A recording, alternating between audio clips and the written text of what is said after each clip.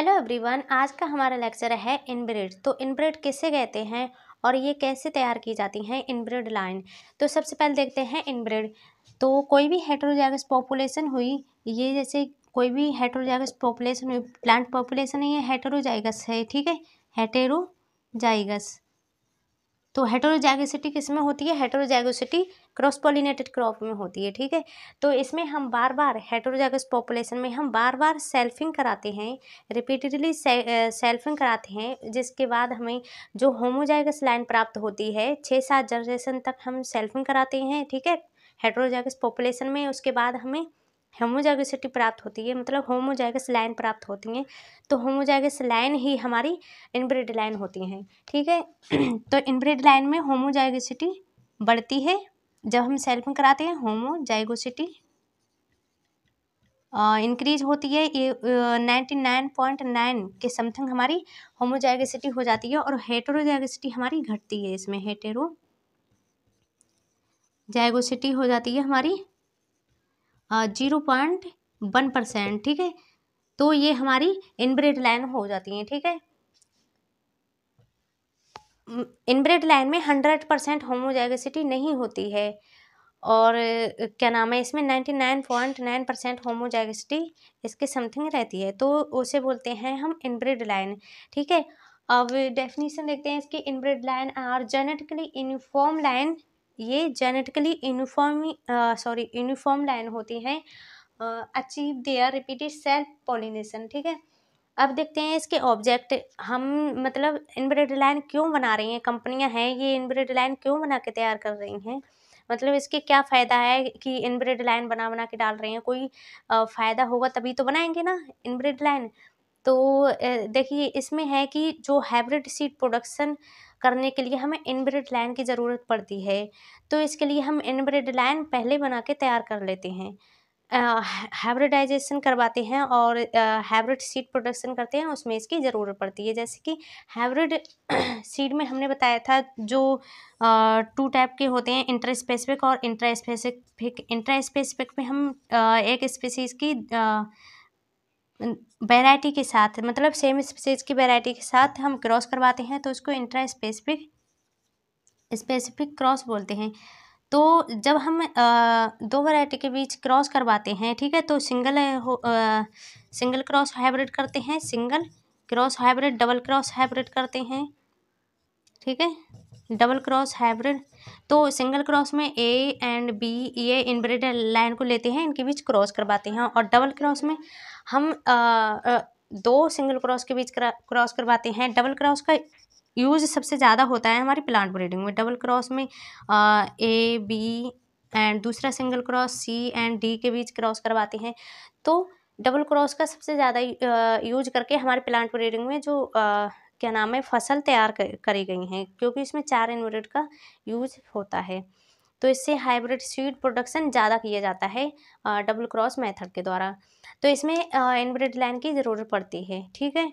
तो इसके लिए ही हम इनब्रेड लाइन तैयार करते हैं, और इसमें क्लाइमेट रेजिलियंस के लिए एंड अदर जो एग्रोनॉमिक ट्रायल लगाते हैं हम उसके लिए हम क्या नाम है इनब्रेड लाइन जो हमने तैयार की हैं उसी को करते हैं। क्योंकि इसमें क्या होता है, इनब्रेड लाइन तैयार कर ली, फिर हम अपने इच्छा अनुसार करैक्टर वाले प्लांट के साथ हम उसका क्रॉस करके फिर हम अच्छा प्लांट मतलब इम्प्रूव्ड वैरायटी तैयार करते हैं। तो इसलिए ही हमें ज़रूरत पड़ती है इनब्रेड लाइन की, ठीक है। अब देखते हैं development of inbred line. Inbred line का डेवलपमेंट मतलब कैसे किया जाता है, कौन कौन से मेथड हैं जिनके द्वारा हम इनब्रेड लाइन बना सकते हैं। ओके,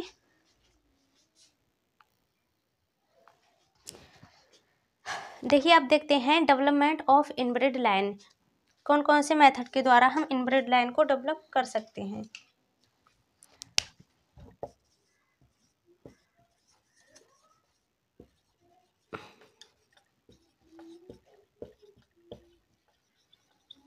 इनब्रेड लाइन,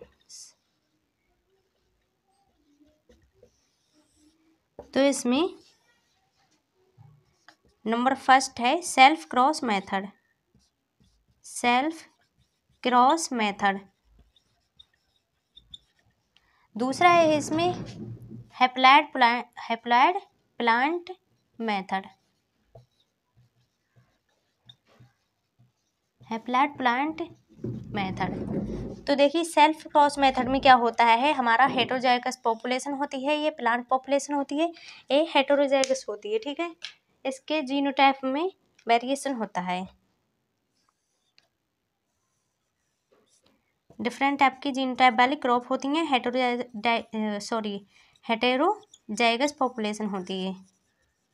तो इसमें रिपीटेडली हम क्रॉस करवाते हैं 6-7 जनरेशन तक, तो 6-7 जनरेशन तक हम रिपीटेडली क्रॉस करवाते हैं तो होमोजाइगोसिटी हमारी इसमें बढ़ जाती है, होमोजाइगोसिटी बढ़ जाती है और हेटेरोजाइगोसिटी इसमें कम होती जाती है। तो एक टाइम पे जाके जब हेटेरोजाइगोसिटी 0.1% रह जाती है और होमोजाइगोसिटी हमारी 99.9% हो जाती है, तो हमारी यहाँ पे इनब्रीड लाइन बन के तैयार हो जाती है, ठीक है। ये तो है सेल्फ क्रॉस मेथड, सेल्फिंग द्वारा हम इनब्रीड लाइन को बना रहे हैं, ठीक है, रिपीटेडली क्रॉस करवा के उसमें हेटेरोजाइगस पॉपुलेशन में। और दूसरा है हमारा haploid plant method.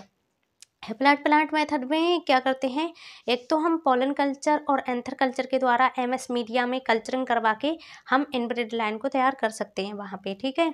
MS media मोनासिका school का मीडिया होता है जो कल्चरिंग करवाते हैं लैब में, तो एंथर कल्चर के द्वारा हम और क्या नाम है पॉलन कल्चर के द्वारा हम हैप्लॉइड प्लांट प्राप्त करते हैं, ठीक है। उसके द्वारा भी हम इनब्रीड लाइन को बना सकते हैं। दूसरा है हमारा क्रोमोसोम डबलिंग।